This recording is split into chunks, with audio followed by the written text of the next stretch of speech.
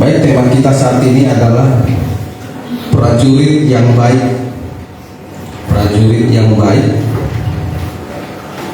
Tema kita saat ini adalah prajurit yang baik. Dari 2 Timotius 2 ayat 3 sampai dengan 4. 2 Timotius 2 ayat 3 sampai dengan 4. Prajurit yang baik.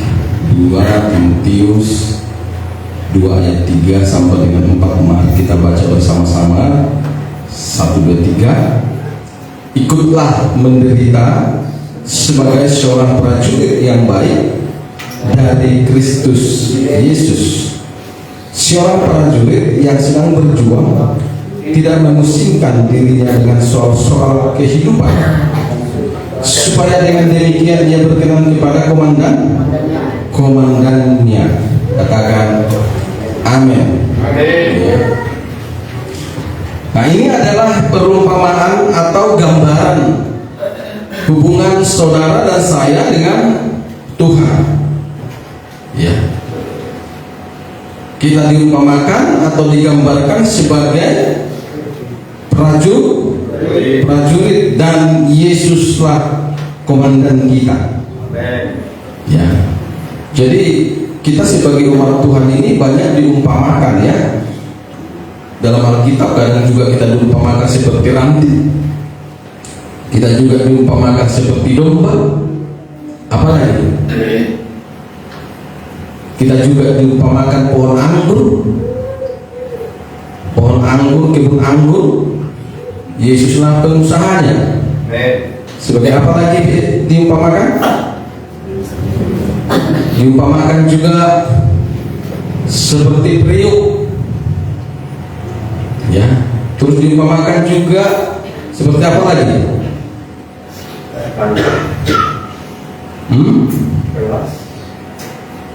Kita juga diumpamakan seperti cawan, ya. Jadi kalau nggak pernah baca kitab ya nggak tahu. Jadi kita itu banyak diumpamakan, ya, sebagai umat Tuhan. Banyak digambarkan dengan berbagai jenis. Dan hari ini kita belajar bagaimana kita diumpamakan sebagai seorang prajurit, ya.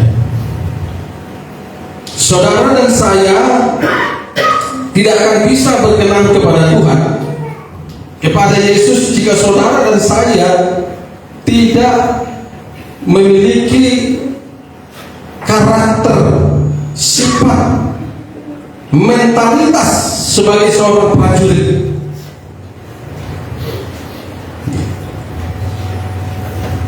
Amin. Kita tahu bagaimana itu sifat prajurit. Kita tahu bagaimana itu mental sebagai seorang prajurit. Kita tahu bagaimana karakter seorang prajurit. Jadi Tuhan kita mau seperti itu. Haleluya. Seperti yang digambarkan dengan firman Tuhan yang sudah kita baca tadi dari Timotius ini. Bagaimana digambarkan di situ sifat mental dan karakter prajurit. Yang pertama di situ digambarkan bagaimana siap menderita. Siap menderita. Seorang prajurit itu siap menderita. Kemanapun dia perintahkan, tidak memikirkan bahagia atau bagaimana. Dibuang ke hutan, dia tahu itu berbahaya, dia tahu dia akan menderita, tapi dia siap menderita.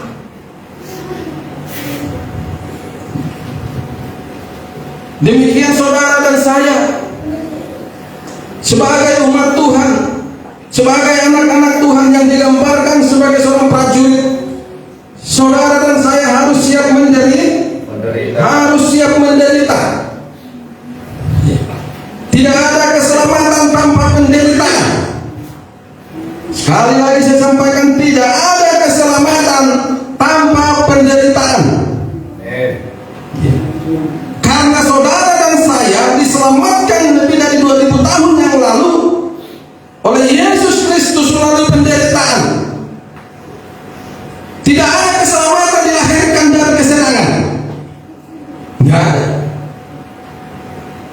Mangkak nggak kira-kira? Yesus kan menyelamatkan kita lebih dari 2000 tahun yang lalu lewat penderitaan di atas kayu salib.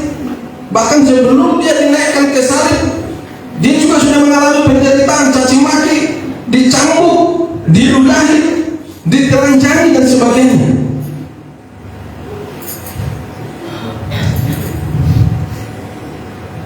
Haleluya.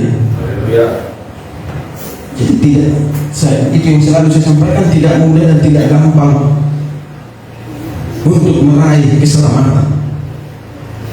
Harus siap menderita, mau melalui penderitaan, bukan enak-enak senang. Keselamatan bukan dilahirkan dari kesenangan, tapi keselamatan dilahirkan dari penderitaan bahkan siksaan.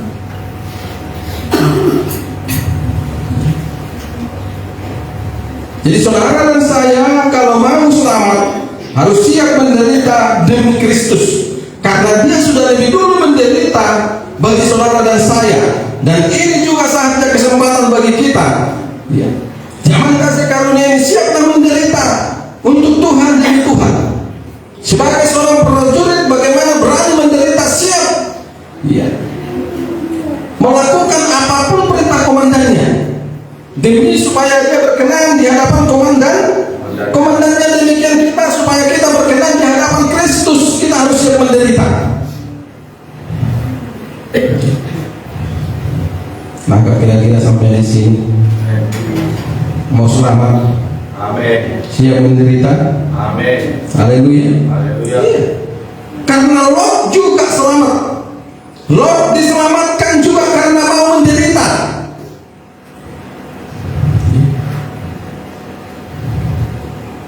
2 Petrus 2 ayat 6 sampai dengan 10.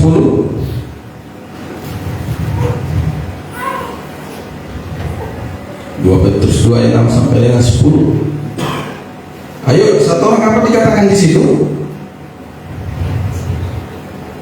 Dan jikalau Allah membinasakan kota Sodom dan Gomora dengan api, iya, dan dengan demikian memusnahkannya dan menjadikannya suatu peringatan untuk mereka yang hidup fasik di masa-masa kemudian. Ya, kalau dimaksud di masa-masa kemudian ini kita yang sekarang nih. Jadi sebelumnya juga sudah diperingatkan. Ya, jadi apa yang terjadi di masa zaman Lot, demikian juga nanti di masa zaman dulu, itu juga yang akan kita alami nanti. Makanya persiapkan dirimu terus. 7. Tetapi ia menyelamatkan Lot, orang yang benar, yang terus-menerus menderita oleh cara hidup. Dulu, apa katanya?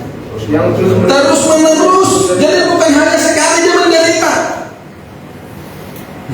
Kita hanya baru sekali dan 2 kali mengalami penderitaan sudah putus asa. Sudah mengeluh, sudah marah-marah, sudah sakit hati, gampang tersentuh. Tapi Lot dikatakan di sini terus-menerus menderita. Salam. Kalau kita kan maunya ikut Tuhan senang. Ya. Kalau kita lihat orang Kristen sekarang, gereja-gereja sekarang mana mau menderita. Ya. Coba lihat tampilan-tampilan gereja sekarang, apa yang dipertontonkan? Kesenangan, kebahagiaan, kesemarakan. Tidak ada lagi menonjolkan yang namanya penderitaan, karena mereka nggak mau menderita dan tidak suka menderita. Masa ikut Tuhan menderita? Ada-ada aja kan gitu kan? Haleluya. Ya, lanjutkan. Menderita oleh cara hidup orang-orang yang tak mengenal hukum dan yang hanya mengikuti hawa nafsu mereka saja. Ya, terus. Sebab orang benar ini tinggal di tengah-tengah mereka dan setiap hari melihat dan mendengar perbuatan-perbuatan mereka yang jahat itu, sehingga jiwanya yang benar itu tersiksa. Ya, bahkan jiwa lo tersiksa.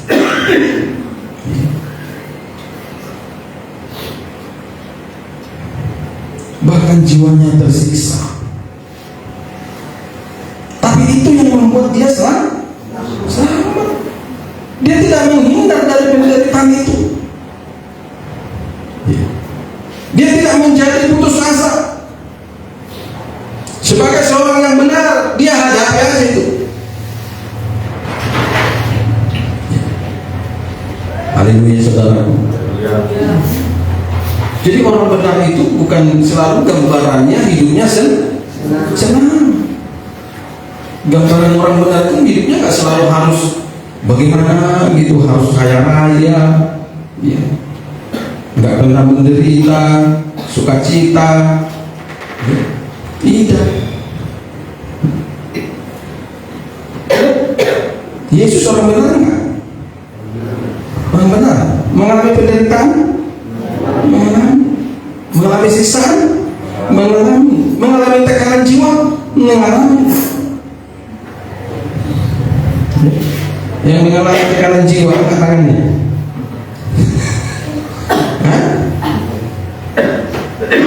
Jadi nggak ada lagi di sini jiwanya tertekan. Iya kan, banyak. Ada yang tertekan jiwanya hanya karena uang sudah res. Iya kan? Ada yang jiwanya tertekan karena pekerjaan dan sebagainya, banyak macam-macam. Ada mungkin jiwanya tertekan karena apa? Sering digosipi famili saudara, sering digosipi tetangga. Bilang sama Tuhan, terima kasih Tuhan, aku tahu ini untuk membawa saya kepada keselamatan. Iya. Apapun yang membuatmu tertekan, apapun yang membuatmu menderita, itu adalah cara Tuhan supaya kau selamat. Amin. Hati-hati dengan zona nyaman. Zona nyaman itu bisa membuat kita terhanyut, membuat kita merasa sudah pasti selamat, membuat kita merasa bahwa kita lah orang yang paling diberkati Tuhan, sehingga tidak perlu lagi memperbaiki hidup. Bukankah itu sekarang yang dialami orang-orang sekarang? Karena mengalami zona nyaman, hidup secukupnya, bahkan berkelimpahan, bisa begini, bisa begitu, akhirnya dia merasa paling benar, merasa nggak perlu lagi mengintrospeksi diri, memperbaiki diri.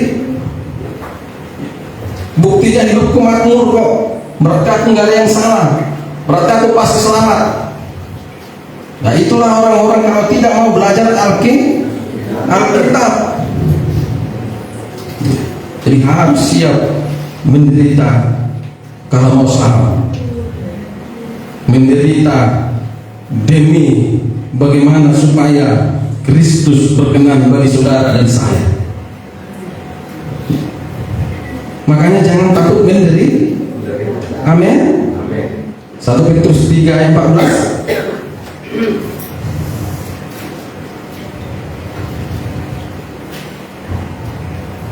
1 Petrus 3 ayat 14, apa katanya? Tetapi sekalipun kamu harus menderita karena kebenaran. Iya, apa katanya? Tetapi sekalipun kamu menderita juga karena kebenaran. Kebenaran adalah firman adalah Kristus. Jadi sekalipun saudara menderita karena Yesus, sekalipun saudara menderita karena firman, apa katanya selanjutnya? Kamu akan bahagia. Menderita tapi bahagia. Ini kalau orang dunia dengar, gimana itu maksudnya? Itu bingung juga katanya. Ada yang menderita tapi bahagia. Yang tahu saya, bahagia itu nggak menderita. Nah inilah yang selalu saya sampaikan, pandangan duniawi dengan pandangan surgawi tentang hidup ini selalu berbanding terbalik, berbalik-balik. Ya. Kalau duniawi berpikir ya kalau udah bahagia berarti nggak ada penderitaan. Tapi pandangan surga justru ketika kau mengalami penderitaan, disitulah kau berbahagia. Kenapa disebut berbahagia? Karena di dalam penderitaan itu ada janji Tuhan. Apa? Keselamatan. Jadi kalau ada nanti yang jawab, yang tanya bisa dijawab kan? Masa kalian orang Kristen menderita? Iya. Dalam penderitaan itulah keselamatan. Terus apa katanya? Sebab janganlah, Sebab itu janganlah kamu takut apa yang mereka takuti dan janganlah gentar. iya, jangan takuti apa yang mereka takuti, janganlah gentar. Takut dihina orang karena menderita, takut diejek orang karena menderita. Apanya kau ikut Tuhan kau, menderitanya kau, hidupku pun lebih baiknya daripada hidupku. Oh, mas saya ini. Jangan takut. Bilang sama dia, kau hari ini bersenang-senang tapi belum tentu kau selamat. Bilang, sekalipun hari ini aku menderita lebih baik hidupku daripada hidupku secara lahiriah, tapi aku percaya keselamatan itu sudah ada pada aku. Bilang, karena aku siap menderita demi Kristus. Sebagai seorang prajurit, bilang, taunya kau, bilang, iya kan? Mengerti kau, bilang, enggak teh dukin, bilang, apa kan? Iya. Jadi jangan selalu pandangan-pandangan itu bahagia karena menderita. Terima kasih Tuhan atas penderitaan ini. Aku bersyukur Tuhan. Haleluya. Bila perlu kau menangis sukacita karena bahagia kau menderita. Bukan karena kau, aduh Tuhan saya Tuhan, jangan lagi orang sana itu. Amin. Kita ini sudah bilang samping itu kebahagiaan kita itu menderita, bilang. Iya, kebahagiaan kita itu menderita. Jadi tak orang benar-benar sungguh-sungguh ya. Gak ada lagi yang merepet. Satu. Sekali pun menderita tapi bahagia. Tetap tersenyum. Salam Pak Gen. Jangan dinampakkan penderitaannya. Haleluya. Jadi siap menderita. Ya kan prajurit coba prajurit. Bagaimana pun dia menderita di lapangan. Boleh nggak dia datang sama komandannya? Nggak boleh. Kenapa kau lemas-lemas kau? Dihajar, iya kan?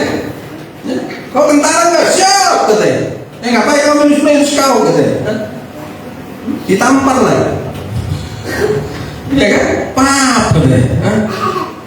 Semangat, siap, semangat, katanya. Walaupun dalam keadaan sakit, walaupun di rumah mungkin dia lagi berantem, walaupun dia sedang mengalami penderitaan tak apapun masalahnya, tidak boleh ditunjukkan. Ya.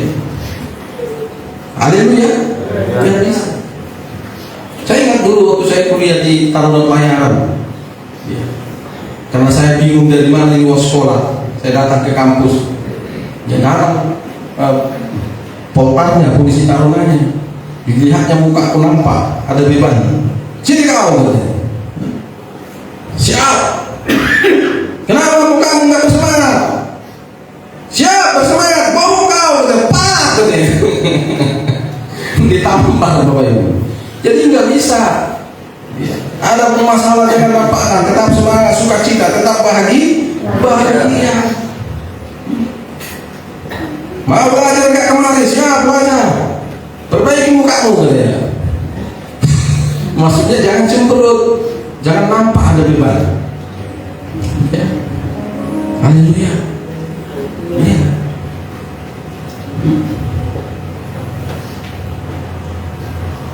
Harus selalu siap. Ini yang pertama siap menderita.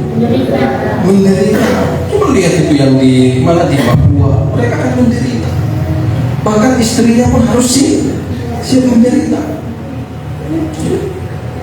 Bulan yang lalu itu yang disergap KKB itu salah satu markas Kopassus kan, itu kan ada videonya itu, yang suami di depan itu suaminya ditembak di depan istrinya, ditembak KKB, terus di sini istrinya lagi begini coba,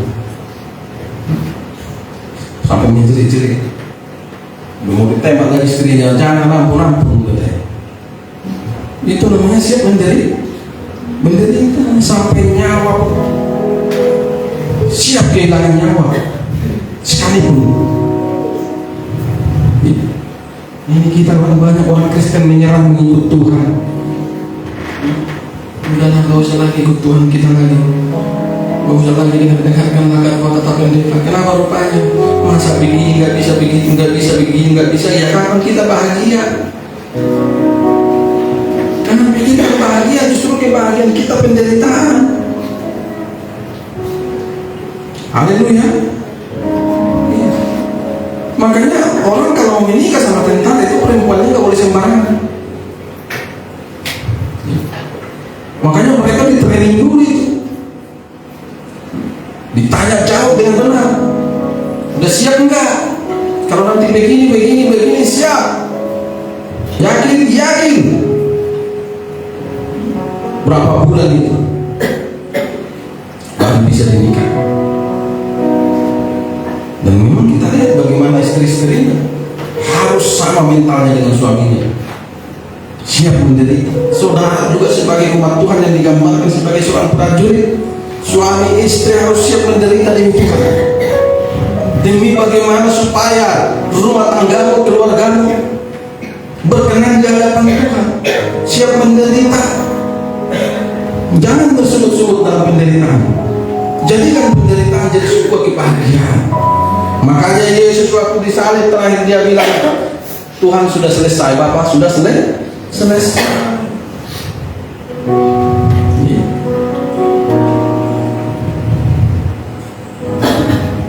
Kemudian yang kedua bagaimana? Tadi siap menderita. Yang kedua, siap berjuang.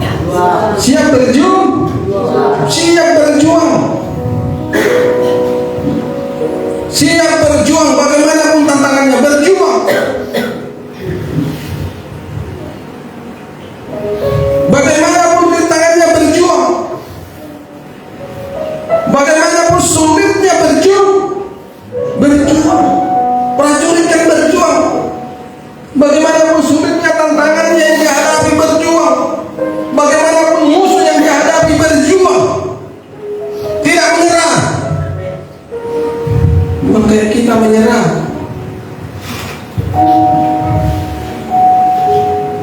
Udahlah, mundurlah. Udahlah. Oh, itu bukan mental prajurit. Itu bukan mental prajurit, itu mental pengecut. Jangan jadi jemaat pengecut di hadapan Tuhan.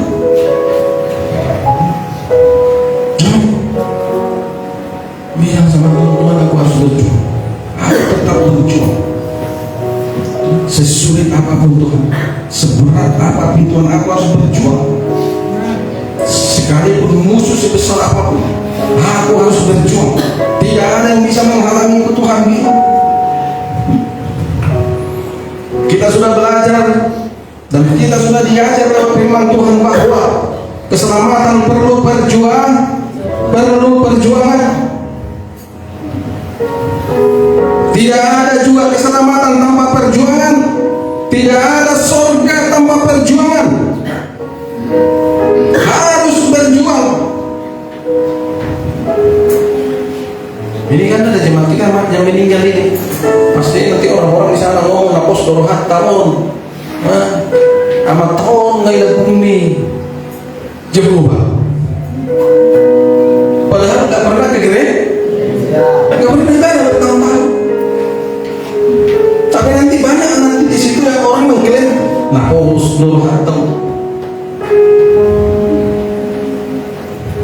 Bahaya. Mereka pikir keselamatan itu gampangan.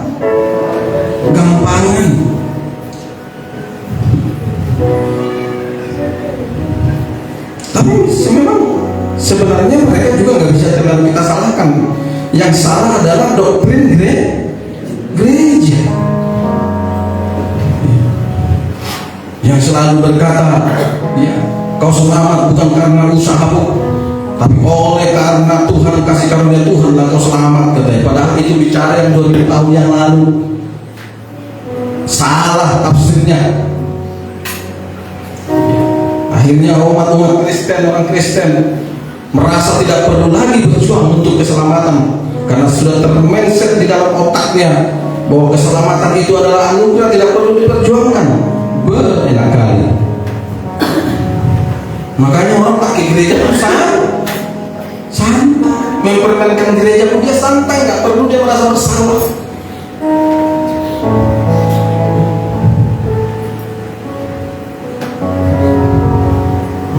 Jadi surga juga perlu perjuangan. Ya, buka kembali Lukas 13 ayat 24.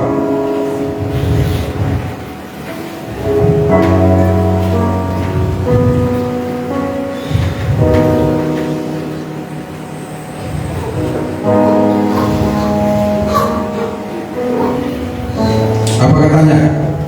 Jawab Yesus kepada orang-orang itu, Iya. berjuanglah untuk masuk melalui pintu yang sesat itu, sebab aku berkata kepadamu, banyak orang akan berusaha untuk masuk tetapi tidak akan dapat. Iya.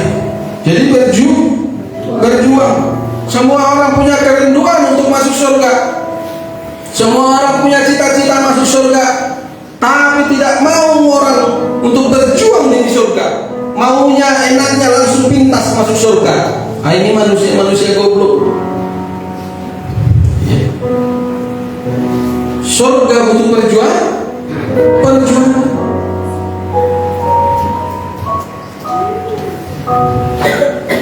Karena Yesus juga berjuang. Yesus juga berjuang lebih dari 2000 tahun yang lalu demi keselamatan saudara dan saya. Dia berjuang.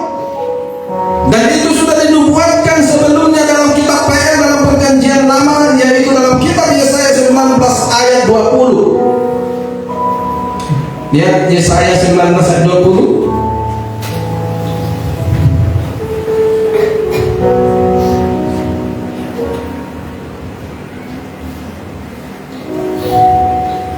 Apa katanya di situ?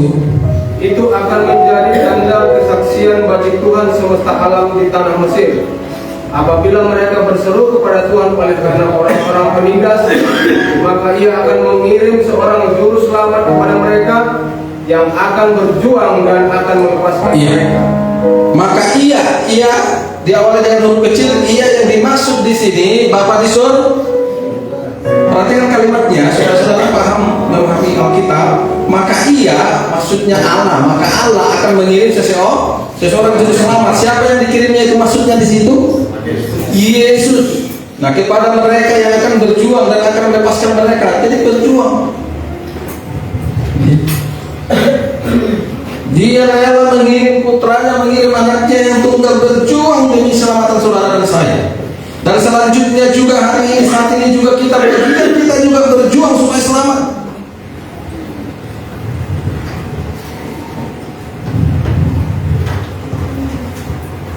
Haleluya. Ini enggak enak-enak menyesal. Ya. Kadang-kadang Yesus itu pun bingung kan melihat orang sekarang. Enak loh orang ini ya. Maunya selamat, maunya masuk surga tanpa berjuang. Mungkin dalam pikiran Yesus itu manusia kurang ajar ini katanya. Karena mau berjuang.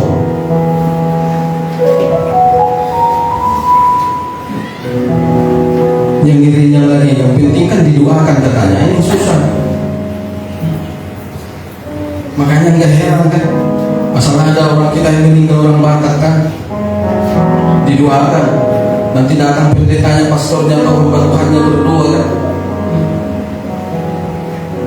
Kami tahu Tuhan Engkau adalah Allah yang penuh kasih. Oleh sebab itu maka kami percaya dengan kasih-Mu ini Tuhan, orang tua kami ini sudah Kau terima di sisi kanan-Mu. Datang Tuhan, dari mana pula kau enaknya kau ada Tuhan kan? Kalau bisa hanya dengan doa langsung masuk surga karena didoakan orang kita masuk surga. Ya udahlah, gak usah belajar firman, gak usah belajar Alkitab, gak usah hidup kudus. udah hidup sebebas mungkin. Jangan mau berzina lah, seperti kata Nabi Yeremia kan, yang mau ke laut lah, mau tercapat lah kawan. Kalau bisa hanya dengan doa akan masuk surga ya kan. Saya pun mundur aja laku jadi gembala, jadi pendeta.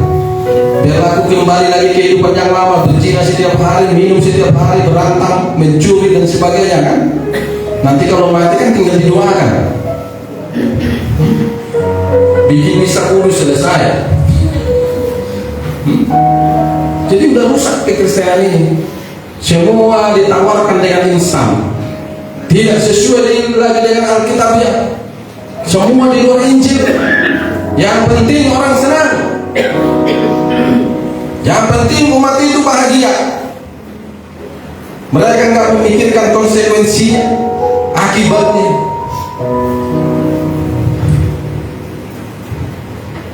Makanya orang sekarang berleha-leha.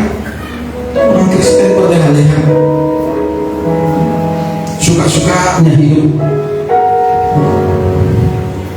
fokus berjuang hidup hal-hal lahiriah, fokus berjuang untuk uang, fokus berjuang demi bagaimana supaya dihormati orang, tapi berjuang bagaimana supaya selamat nggak mau. Semalam kita sudah belajar bahwa bukan hanya untuk surga kita berjuang. Mengenal Yesus saja, mengenal Tuhan saja pun kita harus berjuang, butuh perjuangan. Mengenal Tuhan saja perlu perjuangan, dan itu dihubungkan dengan keselamatan.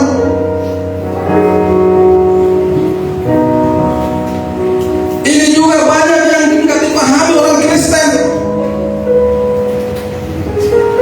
Mengenal Tuhan pun tidak mau berjuang. Pokoknya mereka dengar Yesus adalah Kristus, Yesus adalah Tuhan Juru Selamat. Amin, saudaraku, cukup.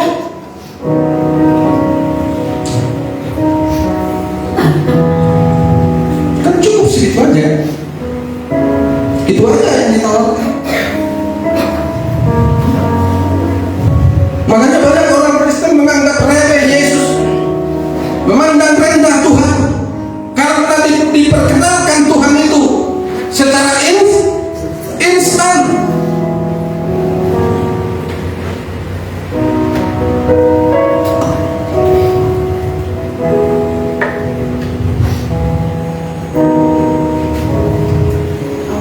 Memang Tuhan berkata, hormatilah Tuhan Allahmu, orang kan menghormati Tuhan.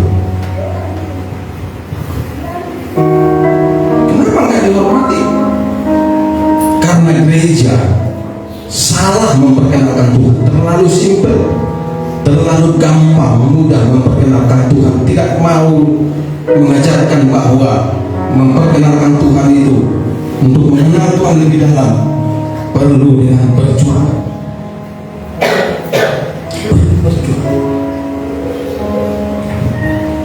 Saya juga bisa seperti ini sampai saat ini, karena terus juga berjuang, Bapak Ibu, bagaimana lebih lagi mengenal Kristus. Lewat apa? Lewat hubungan intim. Melalui apa? Penyembahan, doa puasa. Jadi berjuang. Tidak cukup saya hanya mengerti, oh Yesus itu Juru Selamat, oh Yesus itu adalah Allah Bapa, Allah Tritunggal. Tidak, gak cukup Bapak Ibu. Saya harus berjuang mengenal Dia lebih dalam lagi, tahu karakter aslinya, tahu apa yang Dia suka, apa yang tidak Dia suka. Itu namanya berjuang mengenal.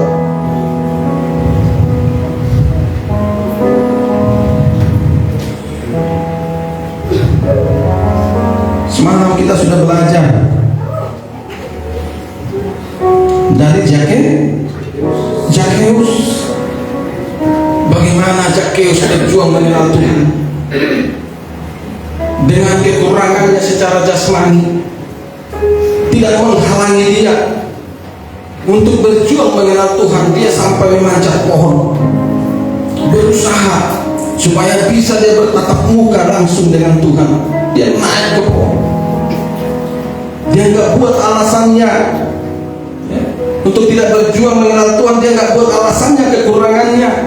Kalau fisiknya, harusnya dia bisa aja itu buat alasan.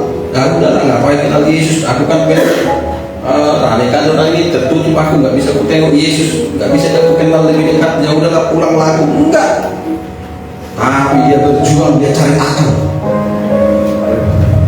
Haleluya. Ya. Kita kan enggak, ngapain lah menyembah, berdoa, menyembah, baca kitab, nggak kerjaan itu, nggak makan dari situ kan?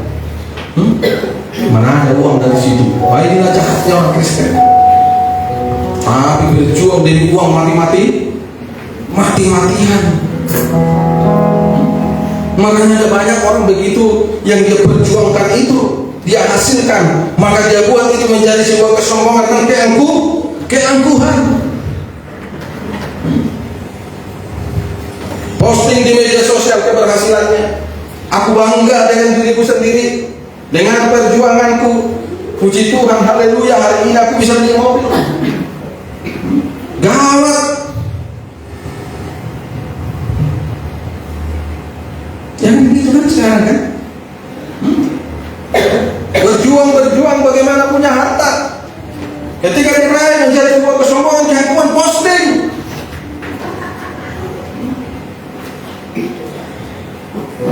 Aku bangga dengan diriku sendiri. Sekian tahun aku berjuang untuk bisa bikin rumah, puji Tuhan, haleluya. Saudaraku, tengoklah katanya. Tengoklah katanya, divideokan. Tapi berjuang untuk surga, untuk keselamatannya enggak mau.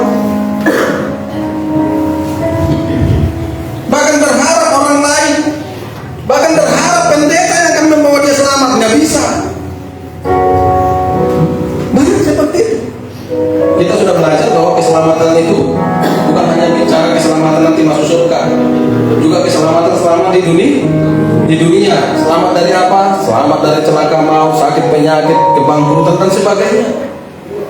Nah, seringkali ini diapakan kepada hamba Tuhan, berharap dengan hamba Tuhan ini aku bisa diberkati, aku selamat dari bahaya dan sebagainya. Tidak. Bagian kami hanya menuntut, mengarahkan saudara, mendidik saudara, mengajar saudara dengan firman pengajaran. Selebihnya saudara yang berjuang menderita dengan menghidupi kebenaran itu. Karena tidak mudah menghidupi kebenaran, tidak mudah menghidupi firman pengajaran. Harus siap menderita. Makanya sangat susah kalau kita mengkonseling orang. Sekarang susah. Beginilah hidup kami Pak Pendeta.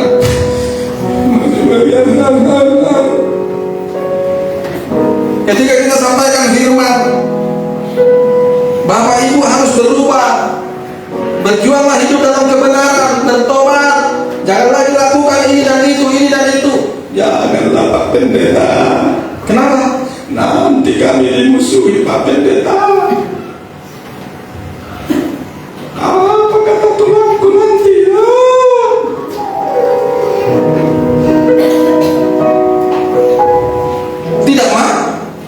Tidak mau berjuang, tapi maunya selamat, maunya hidup sehat-sehat, maunya hidup itu zona nyaman, tanpa mau berjuang. Enak aja. Orang cari duit, dapat duit aja butuh berjuang, ya kan? Seperti saya bilang semalam, untuk duit orang berani jungkir balik. Pagi pulang malam demi uang. Orang berani mati demi uang, iya kan? Iya enggak? Iya. Orang berani mati demi uang. Itulah gila ya. Tapi berani mati demi keselamatan. Bagaimana berkenan di hadapan Kristus? Orang nggak mau. Tapi kalau urusan uang, mengkhianati Yesus menjadi, menantang Yesus menjadi, ya kan? Itu yang luar sana itu berani menantang Tuhan. Coba sampaikan firman Tuhan sama orang di luar sana. Selalu manginang haram. Nggak bisa manginang bekerja di minggu ada nih. Boleh kemana nah katanya. Ditantangnya mau kau kasih pun ayat ini aja.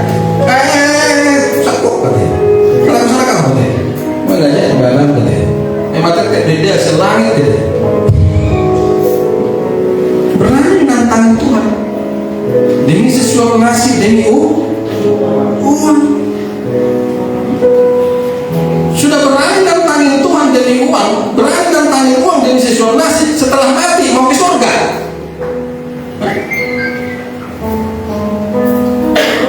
Gila gak itu?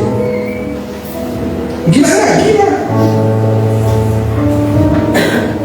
Ya kita berjuang aja pun belum tentu. Ya kan? Ini kamu berjuang juga. Dikasih firman ngamuk, kasih firman marah-marah.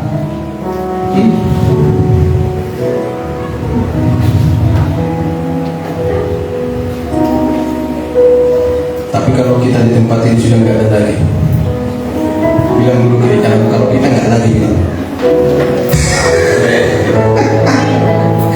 kita nggak lagi urung bilang. Sudah aman kita. Bukan kita masuk Pak Gembala itu orang sono. Selalu masih mau berjuang. Berjuanglah dari ngantukmu ketika kau dengarkan firman. Berjuanglah dari kegelisahanmu ketika kau dengar firman. Kau gelisah, berjuang lawan kegelisahanmu. Berjuanglah dengan hatimu yang bergejolak ketika kau dengar firman pengajaran. Berjuang. Oh, dalam nama Yesus bilang, dalam nama Yesus, jangan sakit hati. Terima firman, begitu. Amin. Nah, adakah hatimu sedang bergejolak dengan firman ini? Nggak ada. Haleluya. Jadi tidak ada yang tidak berjuang. Segala sesuatu butuh berjuang. Berjuang. Mengenal Tuhan perlu berjuang. Supaya kau tidak salah mengenal. Karena kalau salah mengenal akan Tuhan, berdampak kepada keselamatan. Masih ingat ayatnya? Ayo. Nah, kenapa saya mundurkan ke belakang ke Musbah Dupa semalam? Supaya kawan-kawan kita yang rajin datang Musbah Dupa mengerti maksudnya. Yang rajin datang Musbah Dupa, calon yang rajin datang. Hosea 4 ayat 6. Itu yang maksudnya. Jadi Sabtu nggak usah datang, bilang Bapak itu dan Minggu bilang. Hosea 4 ayat 6 bahasa yang keras. Umatku binasa karena tidak mengenal Allah. Karena engkaulah yang menolak pengenalan itu, maka aku menolak engkau menjadi teman-temanku. Dan karena engkau melupakan pengajaran Allahmu, maka aku juga akan melupakan anak-anakmu. Jadi umatku binasa karena tidak mengenal Allah. Jadi mengenal Allah saja, mengenal Tuhan perlu perjuangan supaya tidak binasa. Kenapa dihubungkan dengan kebinasaan? Sesuai dengan apa yang terjadi saat ini. Kenapa orang anggap remeh sepele kepada Tuhan? Karena salah mengenal Tuhan. Orang salah memahami pribadi Tuhan. Ada banyak orang Kristen sekarang merasa Tuhan itu nggak mau menghakimi. Makanya orang Kristen jangan menghakimi. Kalau Tuhan Yesus nggak pernah menghakimi katanya. Karena nggak mau dia berusaha mengenal Kristus. Kalau dia berusaha kenal Kristus, dia akan tahu bahwa Yesus juga mau menghakimi. Tuhan mau menghakimi. Inilah juga kecerobohan pengajaran gereja, menghina bobokan umat Tuhan. Karena banyak juga pendeta-pendeta pengkhotbah yang berkata seperti itu, ya Tuhan nggak mau menghakimi, Pak Bintang katanya.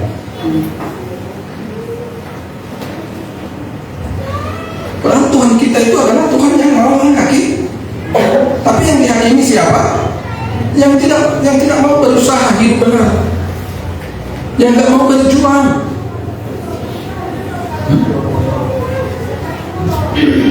Harus hati-hati.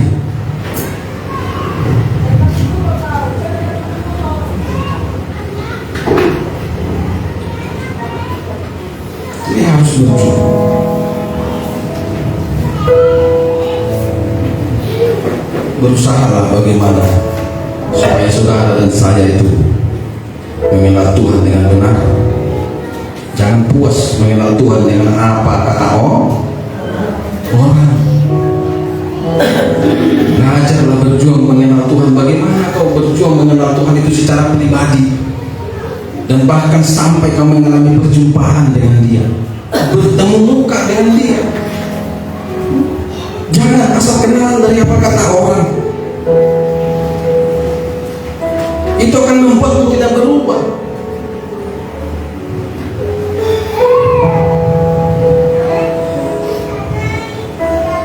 Ayub berubah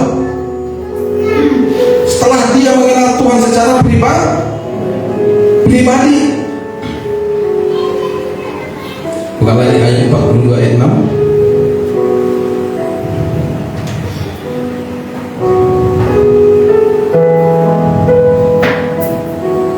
Apa katanya situ? Oleh sebab itu aku mencabut perkataanku, dan dengan menyesal aku duduk dalam debu aku. Iya. Oleh sebab itu aku mencabut perkataanku, dan dengan menyesal aku duduk dalam. Berarti sebelum ini gimana? Sebelumnya ayat 5-nya dulu, ayat 5-nya.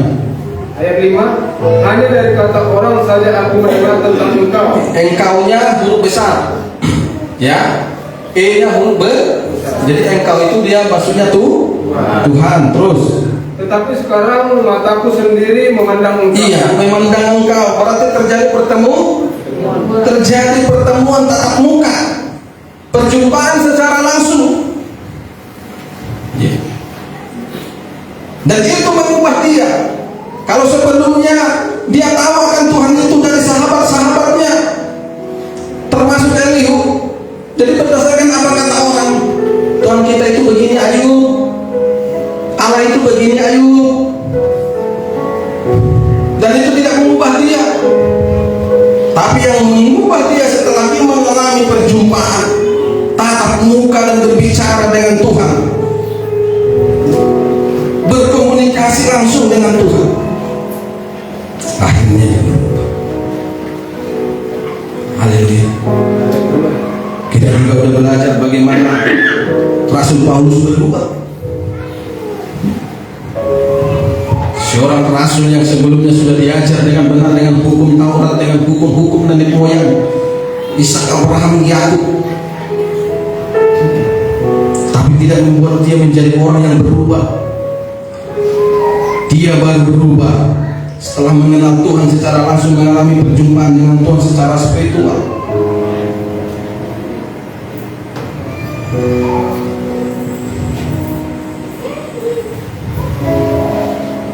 Jadi mari kita berjuanglah seperti prajurit berjuang. Jadilah umat Tuhan yang memiliki mental seperti prajurit, yang mau berjuang, bukan untuk santai-santai. Nah, kita lanjutkan ke tema tadi yang pertama siap menderita, yang kedua siap berjuang, yang ketiga apa? Saudara bisa buka? Yang ketiga apa kira-kira? Tidak memusingkan atau tidak pusing dengan soal-soal kehidupan. Tidak pusing dengan soal-soal kehidupan. Seorang prajurit di hadapan komandannya, dia nggak pusing dengan kehidupannya. Dia nggak membawa soal-soal kehidupannya kepada komandannya. Aduh Pak Komandan, hidupku lagi begini Pak Komandan. Kalau bisa Pak Komandan, tolong Pak Komandan saya jangan diperintah. Itu maksudnya. Banyak kali persoalan hidupku Komandan, bisa nggak gitu tentara? Nggak bisa dirombak. Bila perlu dipecat dia. Komandan yang saya mau tahu. Yang jelas kau prajurit tunduk pada perintah. Begitu kita sama Tuhan. Apapun perintah Tuhan, aturan Tuhan, nggak ada alasan. Tapi Tuhan, hidupku lagi begini Tuhan, lagi begini begitu Tuhan, kita nggak bisa Bapak. Perintah-perintah harus tetap dilakukan, nggak ada istilah soal pusing-pusing, nggak ada pusing soal kehidupan. Kalau kita jemaat yang punya mental sebagai seorang prajurit, tidak perlu itu. Kita harus berpikir yang penting komandanku senang, yang penting komandanku suka. Itulah Yesus komandanku. Haleluya. Kenapa nggak perlu pusing? Karena dia percaya kalau komandannya berkenan, komandannya senang, dan komandannya suka, maka apa? Prajurit itu akan menerima sesuatu yang menyenangkan dari komandannya. Benar nggak? Iya. Tentara kan gitu. Apa misalnya? Kenaikan pangkat, dapat bonus dan sebagainya. Jadi kita juga seperti itu sama Tuhan. Gak usah pusingkan kehidupan. Pikirkan bahwa saya akan menerima sesuatu dari komandanku, itulah Yesus. Kalau aku taat saja saya, pasti aku terima sesuatu. Kan begitu. Kalau kita kan enggak, terima dulu sesuatu dari Tuhan. Oh, dan nanti aku taat Tuhan dan tak menawar kan. Padahal belum tentu kan. Tentu. Nanti lain lagi ceritanya, kita ini kan sudah berkhianat. Iya kan, benar nggak? Kan begitu sekarang banyak orang kan dibilang sama Tuhan, engkau lihat hatiku Tuhan, sebenarnya hatiku ini Tuhan punya kerinduan ya Tuhan untuk berkorban di rumahmu, tapi apa daya aku Tuhan, engkau tahu ya Tuhan, engkau lihat ya hidupku Tuhan, makanya pun kami susah ya Tuhan. Makanya Tuhan mohon kepadamu Tuhan, berkatilah kami Tuhan, berkatilah Tuhan. Setelah diberkati dia lupa, ada lagi alasannya, ada lagi, tetap nggak cukup. Sampai hari itu tetap melakukan Tuhan, itu belum selesai Tuhan, kredit Tuhan. Nah, kalau kita suruh Tuhan malu dah Tuhan, tolong aku terus Tuhan sampai selesai kredit Tuhan. Kalau sudah selesai dengan Tuhan, usahakan berkorban Tuhan untuk rumahmu Tuhan, percayalah Tuhan. Datang Tuhan, aku udah marah ibu.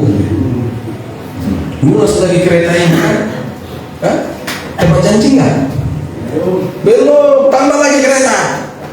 Iya kan? Udah lunas kereta kita. Datang namanya. Ambil lagi kereta lagi, nama aku suapkan kereta yang itu loh yang pakai anaknya seri itu.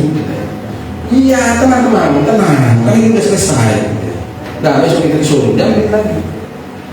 Ya, janji tinggal janji. Tetap lagi dia dulu seperti tadi kan? Tetap gitu-gitu aja. Ya kalau mau patuh aja, ya kan? Jadi konsepnya harus beda. Konsepnya anak-anak Tuhan yang berkarakter prajurit itu bukan seperti itu. Mau senang mau bagaimana atau tidak, nggak perlu pusing dia. Pokoknya aku taat. Saya percaya setelah ini Tuhan akan membahagiakan saya. Begitu konsepnya. Amin. Tidak perlu jadikan penderitaanmu itu untuk taat pada Tuhan. Dalam penderitaan itu kau semakin taat pada Tuhan, semakin patuh kau pada Tuhan, bukan malah semakin mundur.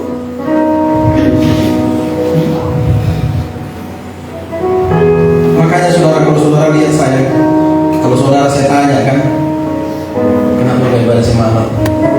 Ya pada kerjaan sih. Saya senyum tipis sebenarnya dalam hati Tuhan. Haleluya. Sampai kapan? Itu akan menjadi sebuah kebiasaan. Keluarlah dari kebiasaan yang gak benar. Amin.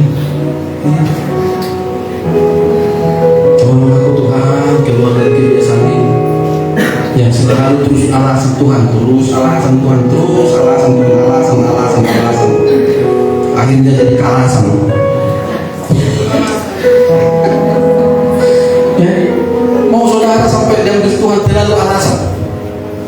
Ya? Mau saudara mati dalam alasan? Iya kan? Sampai mati selalu ada alasan. Jangan. Tidak perlu pusing dengan soal-soal ibu. Percaya Tuhan bertanggung jawab dengan hidupmu. Tentara tidak perlu pusing dengan kehidupannya. Kenapa? Karena komandannya bertanggung jawab. Apalagi komandan kita Kristus, pemilik segalanya. Dia bertanggung jawab dengan hidupmu. Kita saja yang tidak percaya. Banyak alasan kepercayaan.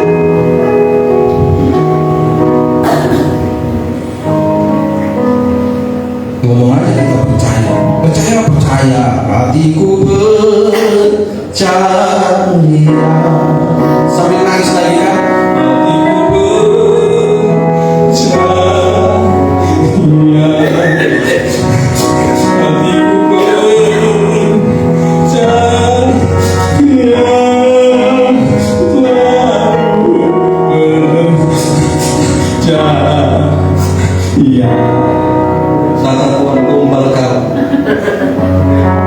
Setelah itu nangis dia nyanyi-nyanyi, hatiku percaya. Selesai itu tidak percaya. Dari mana kelihatan? Dari tindakan dia. Memang mulut ini terlalu gampang berbicara. Cepat itu. Kalau kuliah dari dulu itu kan. Waktu saya masih cuma dinyanyikan itu. Kalau saya lihat gini, semua nangis dia dalam hati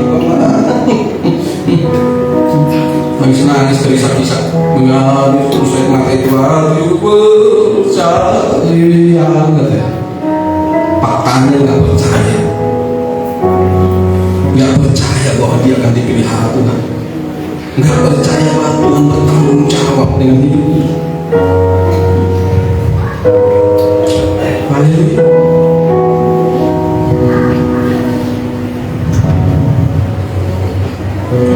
Masihkah percaya? Yakin? Bukan hanya perkataan. Pulang dari sini nggak pusing lagi dengan persoalan hidup. Amin.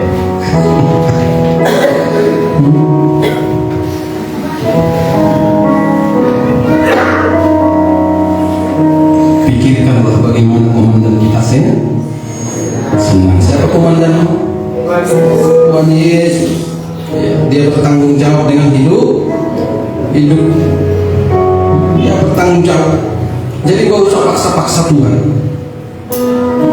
Sampai main paksa kita supaya kita diperhatikan hidup kita. Iya kan? Sampai main paksa. Kan itu yang kita lakukan, iya kan? Main paksa kan? Nah? Main paksa kan? Ikan main paksa kan? Dari semenjak kau mengenal Yesus, mengenal berdoa bagaimana meminta kepada Yesus sampai hari ini, kan main paksa aja gitu. Pokoknya aku harus diberkati Tuhan. Pokoknya harus diberkati. Makanya terus kita doa berkat, doa minta diberkati.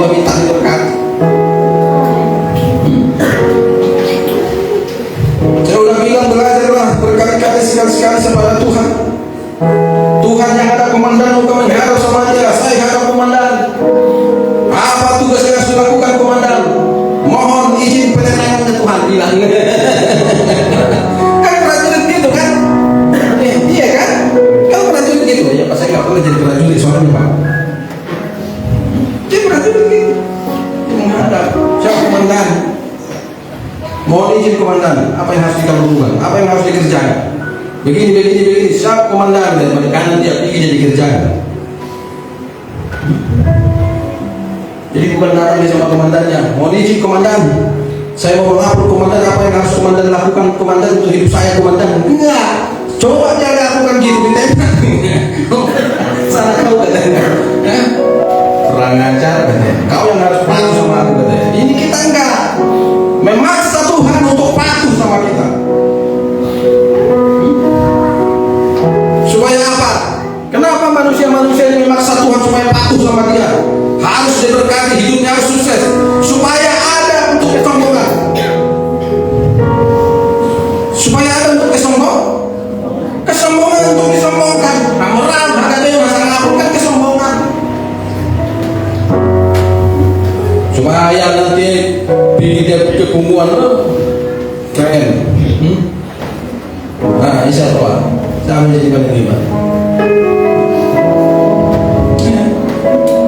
Makanya kalau di kita orang Batak itu kalau miskin jangan ngomong, langsung itu di sekat itu. Udah makanan udah mau melukis udah nyusok katanya. Ngomong kamu hidupmu aja susah katanya. Oh udah bereskan dulu hidupmu itu katanya. Udah kan si miskin ini tengok nanti berjuang tadi ya kan, tapi berjuang dengan kebencian kan. Nah nanti kalau aku sukses tengok mampus berbingung. Memang sukses dia kan, agak naik dia satu tingkat dari yang menghajar dia kemarin kan. Gak tahu dia yang menghajar kemarin mobilnya Avanza kan. Kita genit main opak. Masih ingat kau kemarin si luar negeri. Bila perlu di samping Avanzanya itu kita parkir.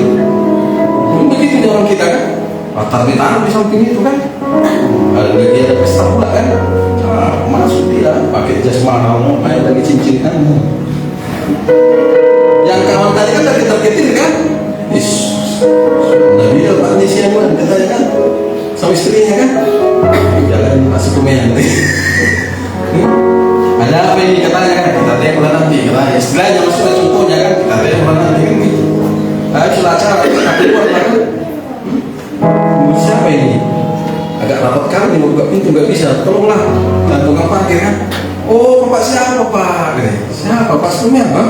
Pasturnya nah, anak pengusaha pasturnya kan, ada apa bos?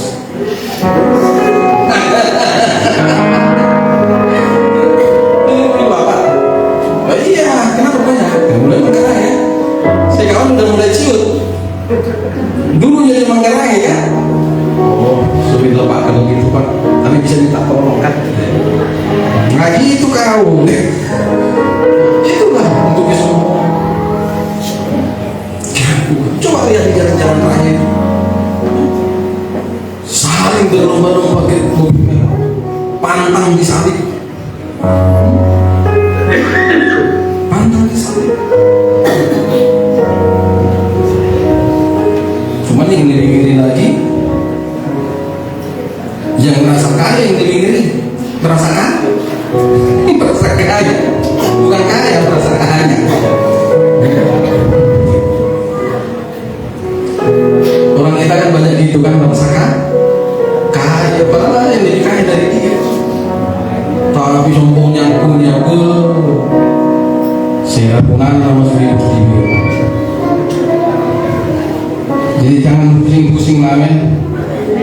Tidak perlu pusing-pusing. Haleluya. Pusing itu bisa membuat kehilangan akal. Percaya nggak saudara bahwa pusing itu bisa membuat kehilangan akal? Coba lihat Mazmur 107 ayat 27. Mazmur 107 ayat 27.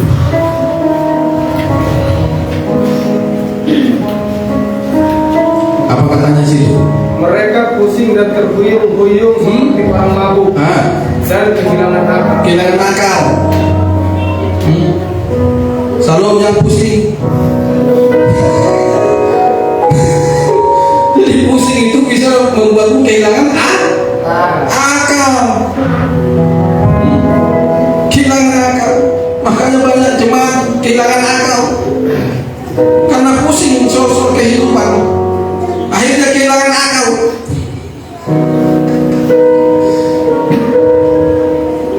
Tapi di sini nggak ada itu, nggak usah tegang. Gue setengah orang sombong. Karena di sini nggak ada lagi yang pusing. Dari raut wajah itu semua sudah saya lihat bahwa tidak ada lagi yang pusing. Saudara bukan lagi pusing soal kehidupan. Tapi saudara tahu nggak yang saya pikirkan ini? Saudara pusing bukan karena soal kehidupan sebenarnya. Saudara pusing karena gembala. Karena selalu khotbah tajam. Tahu juga bapak itu ya. Itulah yang kupusingkan Pak, bukan sosok kehidupanku sebenarnya, tapi soal bapak.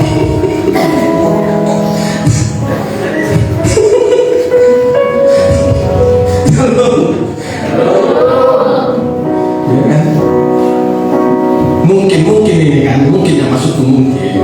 Kadang-kadang aku mikir di rumah kan ada yang merasa dia mati sih suami istri itu, karena ya dalam mati itu kan. Sih mungkin. Aku kena kayak kalau putih bapak itu. Jadi pusing aku. Ya, aku kan berpikir dari situ Pak. Jadi yang kita pusingkan bukan persoalan hidup kita, persoalan pakai.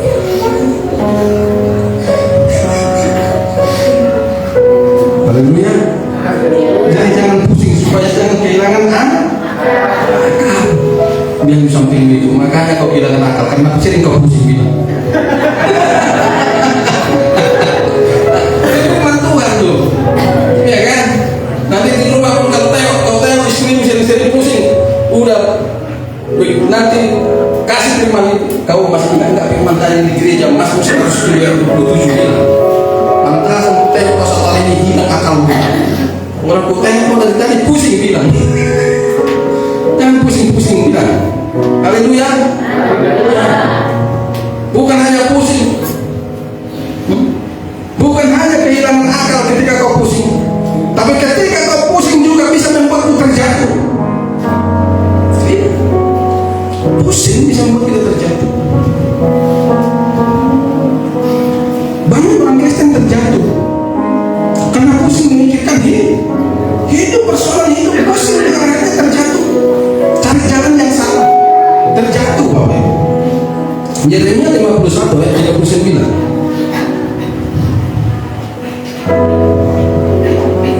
Yeremia 51 ayat 39. Ayo satu orang, ini ayat yang terakhir. Jika mereka merasa panas, aku akan menyediakan perjamuan bagi mereka. Akan membuat mereka mabuk supaya mereka menjadi pusing, terjatuh, tertidur untuk selama-lamanya, tidak akan bangun-bangun lagi. Demikianlah firman Tuhan. Hati-hati. Kalau hanya terjatuh puji Tuhan, haleluya. Masalahnya terjatuh kau itu tak bangun-bangun. Haruslah sudah penghidupan kita yang Tuhan.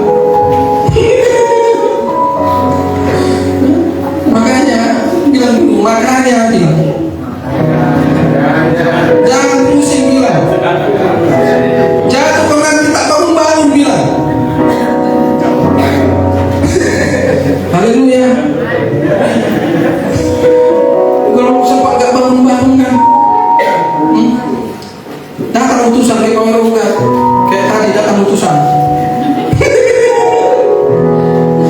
Cuma siang bertanya, kenapa gak bangun-bangun lagi? Ampun.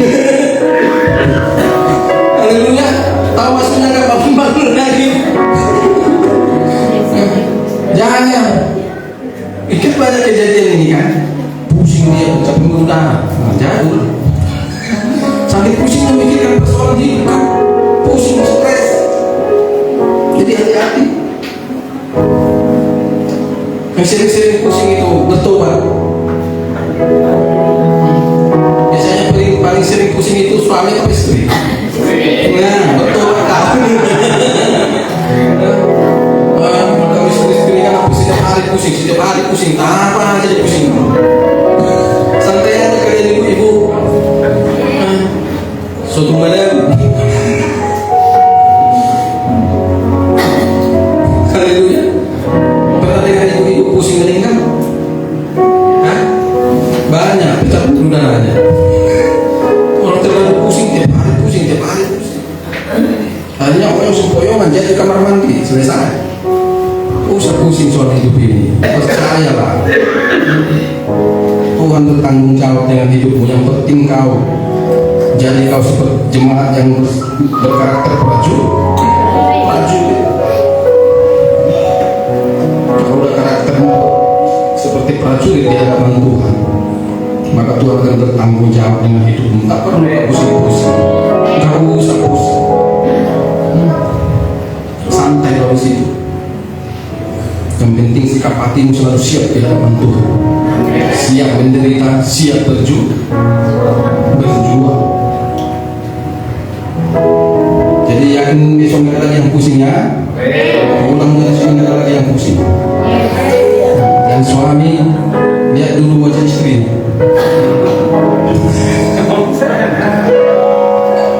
Takutnya, amin. Katanya kan begitu pulang di jalan sudah pusing. Pak mau ngomong aku katanya.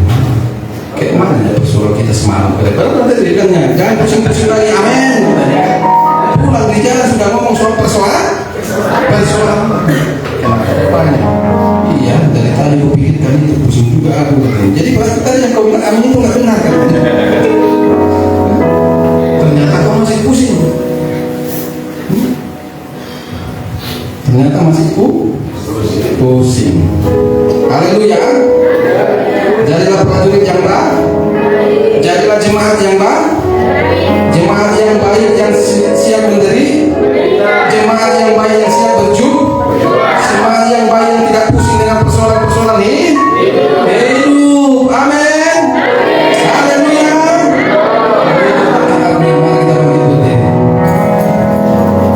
Haleluya.